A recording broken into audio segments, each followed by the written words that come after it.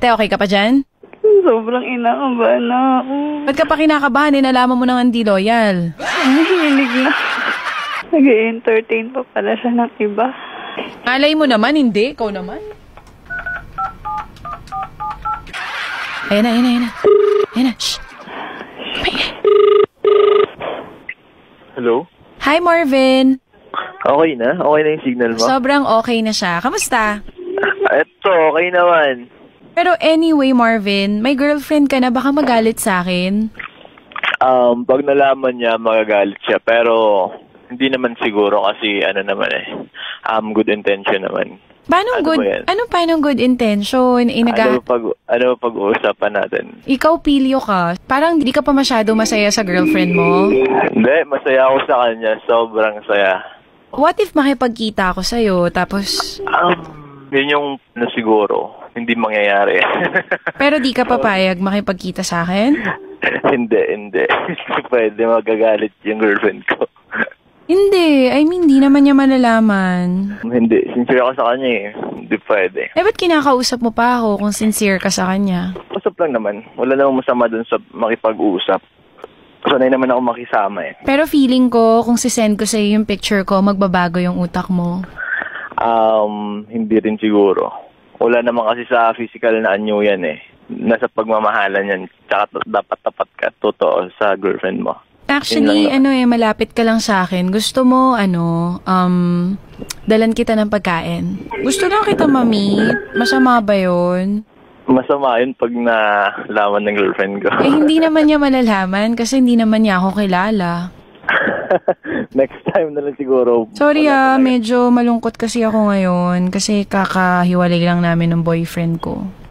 Bakit naman kayo naghiwalay? Wala, parang di na daw siya masaya.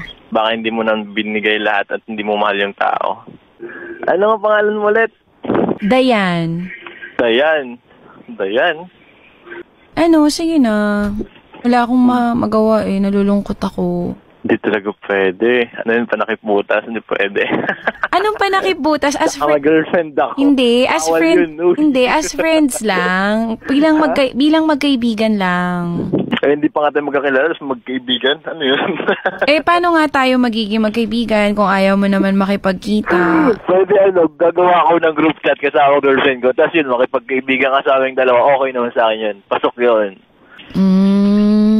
Kanina, nung unang tawag ko sa'yo, hindi ka naman ganyan. Pagbaba, parang iba ka na. Putol-putol kanina, hindi ko rin maintindihan kasi nasa building ako kaya bumaba ako. Parang happy ka pa nga kanina makita ako. Siguro hindi na lang ako yung magja-judge. Okay, sige ate, salita ka na. Hello? Hello? Sino to? Si Angel to. Baliw ako. Sorry, Hal. Bumaba pa ako sa sasakyan para manap ng signal. Sorry, Hal. Kasi nagdududa kasi ako. Ayaw mo pa ito yung cellphone mo sa akin. Magduda ka talaga. Hindi tayo nagkikita. Mag-isip ka nga. Magduda ka talaga kasi... Ay, naku ate, nagbago yung sagot ng pangalawang tawag.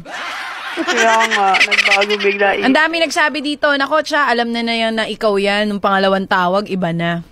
Kilala mo ba si DJ Chacha? Ay, si DJ Chacha ba tayo? DJ Chacha. Naku, sinacharot, alam niya na nung pangalawa. Hindi. Hal? Huli ka na. 1 linggo pa lang tayo. Ang feeling ko, parang tinext mo pa nga yata, ate. Wala po akong load. Bala kayo mag-usap dalawa, pero ako sa tingin ko, diskumpiyado. Ako din, disappointed na iyak nga ako Kasi nilalandi mo na si DJ Chacha Ano nilalandi? Gusto mo din Oo, tama. Nakita mo yung sinabi niya kanina? Sabi mo, okay lang. Galing mo din DJ no? Pinapaaway mo kami, no? Hindi ko kayo pinapaaway. Ano yan? 1 week pa lang daw kayo. Kaya, 1 week. Paano niya makikita yung cellphone ko? Hindi pa kami nagkikita niyan.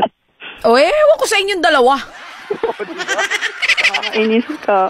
Hindi ko kayo pinapaaway. Parang feeling ko lang may nag-text sa boyfriend mo na nasa radyo, kaya nagbago yung ihip ng hangin ng pangalawang tawag. Wala akong load, Hal. 2 araw na sabi ko pa-loadan mo kung di mo ko niloloadan. Parang wala lang ako sa'yo. Di tulad ng unang araw na bago ito sagutin ang lambing tayo mo. Ngayon, iyak na ako niyan. Di ka na, sweet. Iyak na ako niyan. Tingnan mo, inaaway mo na ako. Hindi pa inaaway yung... Mabilis lang. Ayoko na. May workshop ako bukas. Uy. Wala ka dyan. DJ ka, salamat po. Na-realize ko na. Naintindihan DJ ko ka. na. Bahala ka sa buhay mo, ate. Arte mo rin eh. O, di ba arte niya? Sabi sa'yo eh. Sige na, DJ ka, salamat Tulog ka po. na. May workshop ako bukas. Maaga pa. Oh, matulog ka na. Mas importante workshop niya kaysa sa'yo. Oo na, ikaw nagwapo. Siyempre, mag-uusap pa rin kayo bukas. Basta wala akong load, ah. Maaga daw workshop niya pero nasa gimikan sa Green Hills. Tama na, I love you. Oy, ate, mag-ingat-ingat ka doon sa jowa mo, ha? Opo, Kasi DJ, dinig na ay, dinig mo naman nung una. Kaya nga po. Kung paano siya. May nag-text doon, sure ako. Kaya nga May po, na-text na mga barkada yun, kaya ganun. Kilala po kasi siya, modeling po kasi siya. Taray, modeling. Kaya po medyo sikat po talaga. Sabi ni DJ Once, nako, charot-charot sila, nabago bigla sagot niya. Alam na niya na ikaw yan. Kita mo? Anyway, thank you so much for calling, ha? Salamat po na marami.